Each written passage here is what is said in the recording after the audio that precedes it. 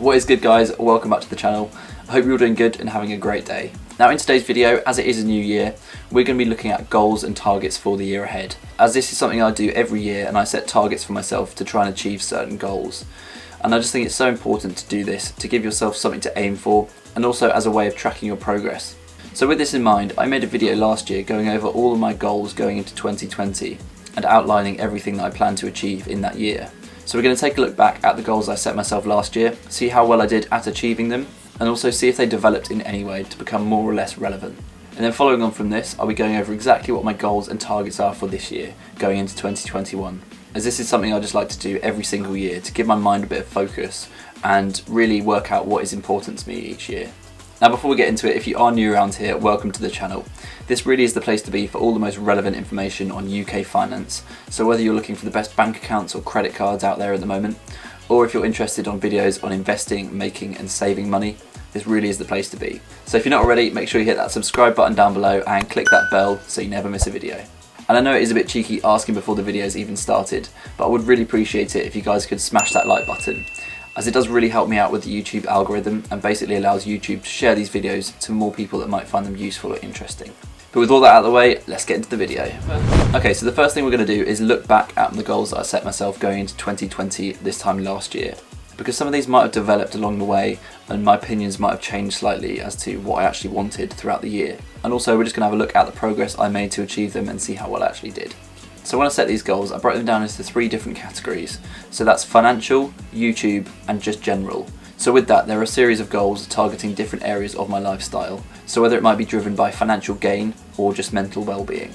And within each of these categories, the way I like to set goals is to basically have a few that are quite easy to achieve, just to basically be able to tick them off quickly and keep you inspired to keep achieving more, and then have some more challenging ones that are maybe slightly more difficult to actually achieve. But with all that being said, let's take a look back at the video from last year and see how we did. Okay, so I found the video, so let's have a look and see what's going on. As you guys are probably most interested in the finances, so let's get into my financial goals for 2020. So my first target that I think should be relatively easy to achieve is to make 20% in profit on my investment portfolio.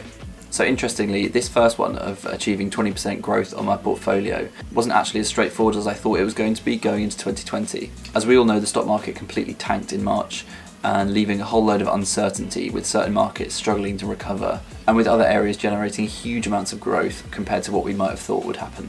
But amongst all this, I managed to add quite a lot to my positions just after the crash, and this year I've been quite heavily invested in US tech companies which have done really well. So my overall return for the year has far exceeded 20%, which is really encouraging and satisfying to see. Something else I really want to try that's investment and stock market related is day trading. Okay, so this next goal of day trading, I can categorically say that I did not achieve this at all. So with this one, I sort of changed my opinions as to the benefits of day trading. I see that there's huge potential to be able to make a lot of money. However, I just think for me, I don't really think it was a feasible target, as I work full time and I've got other sideline projects going at the same time as well. So I just don't physically have the time to be watching the markets throughout the day, trying to take advantage of intraday opportunities. So instead I've tried to focus more on swing and position trades, where it doesn't require quite as much time constantly watching the markets. Something else I really want to do this year is start a new business. I've already got a few different income streams from other businesses, and I'd just like to expand on this and challenge myself in something that I've not necessarily got much experience with, so I can create myself another source of income. Okay, so in terms of starting a business, I didn't actually achieve this one either. So going into 2020, my intention was to start up some sort of drop shipping company. And if you know anything about drop shipping, generally the products get shipped directly from manufacturers in China to the end consumer. So obviously with the impact of the pandemic, it really wasn't a great time to start a drop shipping company, as China was actually shut down entirely for a while, not shipping out any products. And then following on from this, it massively affected the shipping times once it was reopened for business. And it just wasn't really efficient enough delivering the products to the end customer. And I just thought it really wasn't the best time to start a business like this. So I instead decided to focus just more of my time elsewhere. So one thing I really want to aim to do is to double my last year's income. Now I'm not going to go into what it was, but the target is to simply double what I've made this year. Okay, so this next one of doubling my previous year's income, this one was designed to be quite a significant challenge and I didn't actually accomplish this. With that being said, I have actually managed to increase my income massively on the previous year. And actually financially I'm a lot better off than I was this time last year, despite the circumstances of 2020. And I can accredit this to increasing my overall income, but also just generally saving more money and cutting my expenses down. And actually I do think setting that quite ambitious goal did actually help me to increase my income throughout the year, rather than if I just kept it a bit more vague and said that I just wanted to make more money.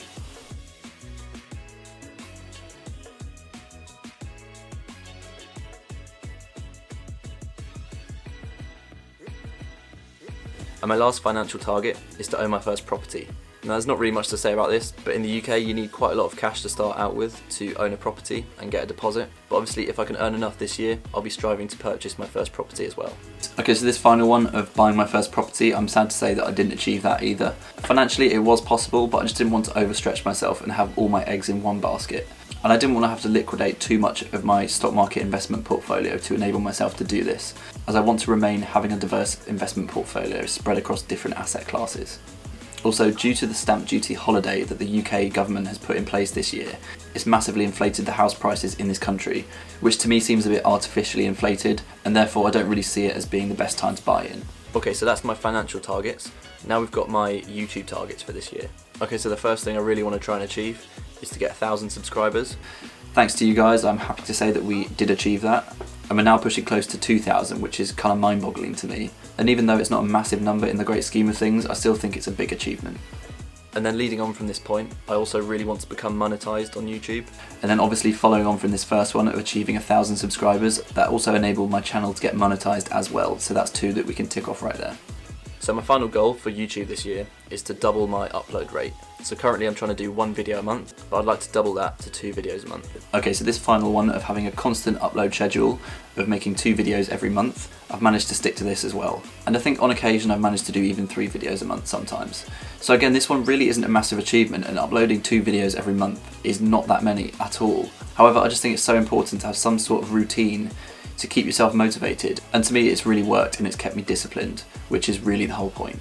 Because also at the beginning it seemed like really hard work to upload 2 videos every month compared to just doing 1, but actually it just allowed me to prioritise my time more and just work more efficiently, so it was really worth doing. Okay, so now onto the general goals. Now the first one of these might sound ridiculous, but I want to read 3 books. Okay, so the first one of reading 3 books, I can happily say that I did manage to achieve this. And I've actually exceeded that initial target and managed to actually get quite into reading, which I would not have said this time last year.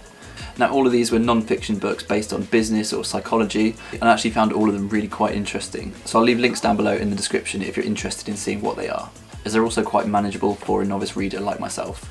So now we've got the standard dry January goal that everyone sets, but I'm going to put my own little spin on it, and rather than cutting out drinking altogether for 1 month, I'm going to set myself the target of cutting down on excessive drinking for a whole year. So this target is going to be a 4-drink limit. Okay, so this next one of having a 4-drink limit when going out with friends is sort of a ridiculous one, and I kind of thought it was a bit stupid when I set it, but I do actually think it was a really good thing to do, because it just emphasises the fact that everything's fine in moderation, but it's just when things become excessive that they become a problem. So next I want to finish building my wardrobe. So for a bit of context, this time last year I built myself a custom wardrobe in my room to solve a bit of a storage problem that I had, and I basically just finished it to a state where it was functional, but it doesn't look particularly nice at the moment because it's not fully finished and integrated into the wall. Okay, so finishing my wardrobe, I actually did this as well. During the first lockdown I was furloughed for 3 weeks, so I used that time to actually finish it off, putting on all the finishing products and everything and getting it to a professional standard that I can actually be happy with. And the final goal that I've set myself for this year is a bit of a cop-out, but it's just to say yes to more things. So this last one of saying yes to opportunities is kind of difficult to measure, especially this year, as obviously not that many opportunities have arisen just because of the way the world is at the moment. But there have been times where I put myself out of my comfort zone, but I do think this is one to just continue to work on. Okay, so there we have it. That's all of the ones from last year that I set, so I think I did a fairly good job. Obviously I didn't achieve all of them, which is to be expected, but it's not really too much of an issue, I don't think. And by not achieving them, it's not something that should let me get bogged down, just instead to see it for what it is, and just understand that they might require more work than I originally expected. Okay, so now we've looked at my goals for last year and we've seen how I did. Let's now look at the goals that I'm going to set for this year, going into 2021. As I feel some of the things I missed off last year were basically just fun-based, as it is important to always have things that you can get enjoyment out of, rather than just monetary achievements. Okay, so we're going to start off with the financial goals for this year. The first one is to simply just double my previous year's income. So just like last year, this will be a significant challenge, but I do think it's important to have something quite ambitious to work for. Otherwise it just becomes a bit too easy if all the goals are quite manageable. The next one on the list is to make 50% in profit from my swing trading investment account. So this I wouldn't say is overly ambitious, but I just want to set myself the target that's based on percentage growth rather than any monetary amount. because really the percentage is the important bit as to how well I'm doing at actually getting better at that skill. And the great thing is once I get more confident, I can then just add more capital, and the same amount of percentage growth will just mean that I'm making more income. The next one, which is exactly the same as last year, is to buy my first property. So with this one, I just need to get myself more confident getting out of my comfort zone, because the majority of my money is tied up in stock market investments, which I feel quite comfortable with. So I just need to get out there and diversify into a different asset class. But obviously I only want to do this if it financially makes sense and isn't going to make me overextended having all my eggs in one basket. And the final one is to start a business, which is exactly the same as last year. However, the main difference is that I want to actually invest my own money into it. Because for me, one of my weaknesses is that I shy away from putting my money into opportunities that maybe are more risky than things that I'm already comfortable with. So for example, I feel really confident investing in the stock market. I get consistent high returns, which is great. However, I just need to branch out into other things and take more risks generally. But obviously just things that do actually make sense and have been thought through.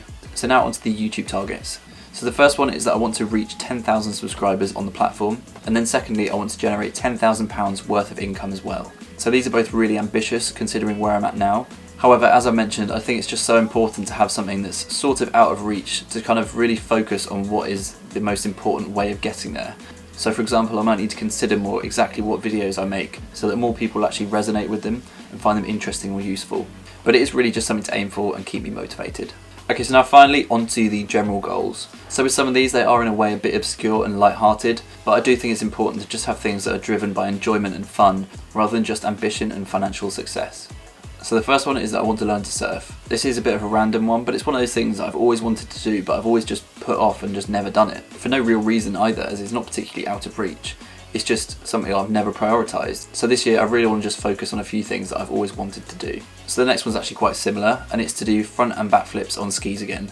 So this is probably something that a lot of you don't know, but something that I'm really passionate about and really enjoy doing is going skiing. And I used to be able to do front and back flips quite comfortably on skis, but a couple of years ago I had to have knee surgery and I've never really got back to that level.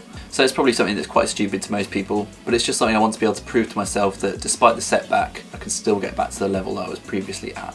Next up, I want to get a membership at a golf club. So again, this is something I've always wanted to do, but I've never really prioritised, just because it costs quite a lot of money. But I just want to have some more hobbies and outlets that are a good way of blowing off some steam, clearing my head, and just generally having fun. Right, so the next one is that I want to continue to read at least 5 more books this year. So despite the success of last year reading 3 books, I just want to continue and keep the ball rolling so I don't lose the motivation. As I do think reading can be really beneficial, and I definitely think that this year I've learned and thought about different things that otherwise I wouldn't have. Now the final goal I've got on this list maybe seems a bit superficial, but it is to buy a particular watch that I've had my eye on for a while. So over the last few years I've actually become quite interested in horology and just the general craftsmanship of watches. And I find one of the most interesting things is that you can actually buy them as investments, as a way to diversify your portfolio, but also get pleasure out of the item. So the watch I've got my eye on is the Tudor Black Bay 58 in black. So if you've never heard of Tudor, they're basically the sister company of Rolex. So you get a very similar level of quality but at a fraction of the price. And what's interesting is that they release all of their watches in a very limited way, and you have to get put on waiting lists and things like that. But what this means is that the demand actually exceeds the availability of some of the watches. So it means they hold their value in a completely different way to most consumer products, and you can look at them as investments rather than just fashion accessories. Now I'm not just going to go out and buy this watch as it is close to £3,000, but what I want to do is actually buy it at a significant milestone in my life, so it means more to me than it otherwise would. So for example, this watch that I've got on at the moment, I actually bought myself this as a gift once I reached 1,000 subscribers on YouTube. And it wasn't an expensive watch by any means, it was under £100 and it was second hand, but I was really drawn to the design and the history behind it, so it seemed like a perfect way to mark my own milestone and achievement. So if you're interested, it's a vintage Timex from 1979 with completely original parts, which some of you may not like, which is fine, but for some reason I was particularly drawn to it. But there we have it, that basically covers everything for today guys. Now if you did make it this far, thank you so much for watching. And if you did enjoy the video or feel like you learned something new in any way, I'd really appreciate it if you could smash that like button, as it does really help me out with the YouTube algorithm. And basically just allows YouTube to share these videos to more people that might find them useful or interesting. This was slightly different to the kind of videos that I usually make, but I hope it was still interesting and you can take something away from it that might be applicable to you. And as always, if you're not already subscribed, this really is the place to be for all the most relevant information on UK finance. So from anything from UK bank accounts and credit cards, as well as content on investing, making and saving money. So if you're not already, make sure you hit that subscribe button down below and click that bell so you never miss a video. And if you do have any feedback, video suggestions or questions for me, make sure to just drop them down below as well, and I'll make sure to respond to all of you. But with that being said, I hope you will have a great year and achieve all the things that you want to. So take it easy guys and keep saving.